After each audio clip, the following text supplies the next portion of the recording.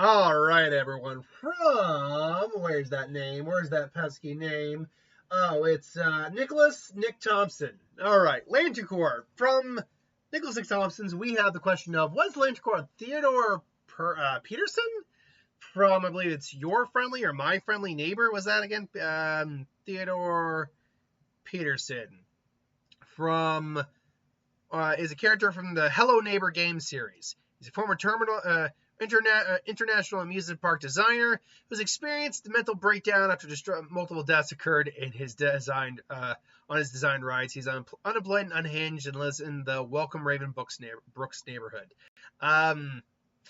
Yeah, okay, so this is a weird character because I believe, if I'm not mistaken, it says his gender's male, but I also read that he might be an AI, like he might be an artificial intelligence.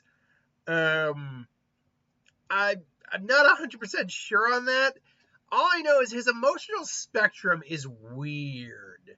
He's described as being an oddball of a man, kind of becoming withdrawn after the deaths of many people. His main goal is so you can't find is to not figure out his secret and to protect his son. So you could make an argument that maybe he does what he does out of love. So maybe Star Sapphire. I'll get that one up here right now because honestly I only have one Lantern Corps. I'm not lying right now. But because what he's doing out of love. He also had a very good relationship. Always made his family happy, and his daughter laugh when he could do his like dressing up like a clown, having tea parties. DC Louvre. It's the Louvre monkey.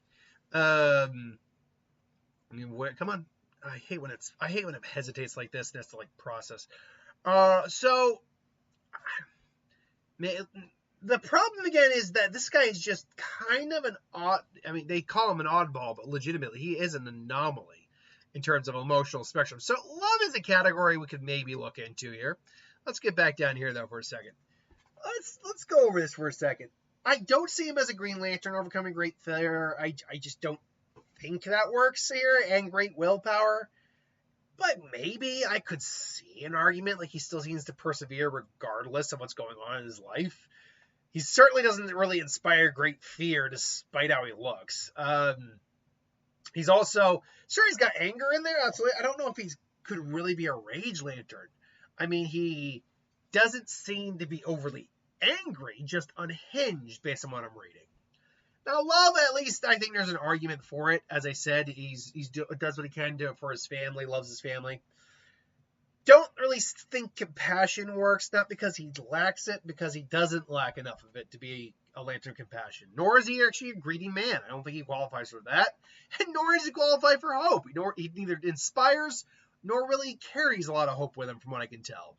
He's not a Black Lantern, despite the fact he's surrounded by a lot of death. And he's not a White Lantern, due to the fact that he really isn't embracing life at all. He's also not a Gold Lantern, as you need to be perpetually happy all of your life, and that just is not what happened here. New, and we'll just make that a little bigger.